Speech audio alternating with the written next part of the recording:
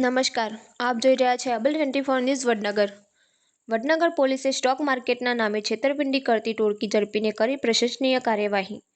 વડનગર પોલીસે સ્ટોક માર્કેટમાં રોકાણના નામે લોકોને છેતરપિંડી કરતી ટોળકી સામે સફળ કાર્યવાહી હાથ ધરી 3 આરોપીઓને ઝડપ્યા છે.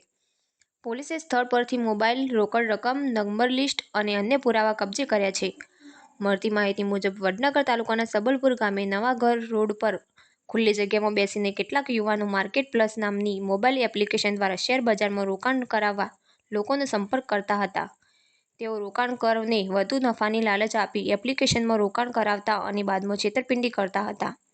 બાતમીના આધારે વડનગર પોલીસે રેડ કરીને સ્થળ પરથી 6 મોબાઈલ ફોન, રૂ30,500 રોકડ રકમ, ગ્રાહકોના મોબાઈલ નંબરની 150 કોપીઓ અને 2 નોટબુક સહિતનો મુદ્દામાલ કબજે કર્યો છે. આ કાર્યવાહી દરમિયાન પોલીસે 3 આરોપીઓને ઝડપી પાડ્યા, જેમના નામ છે ઠાકોર અનિલજી રમણજી રહે સબલપુર, ઠાકોર ગૌરવજી રમણજી રહે સબલપુર, ઠાકોર સાહેલજી કાનાજી રહે ઝુંડિયા.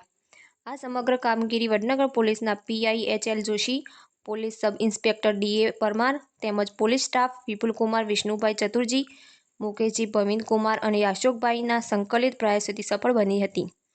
વડનગર પોલીસની આ પ્રશંસનીય અને બિરદાઈ કામગીરીને કારણે લોકોમાં વિશ્વાસ વધ્યો છે કે શેરબજારના નામે છેતરપિંડી કરનાર કોઈપણ ગુનેગારના કાયદાની પકડથી બચી શકે નહીં.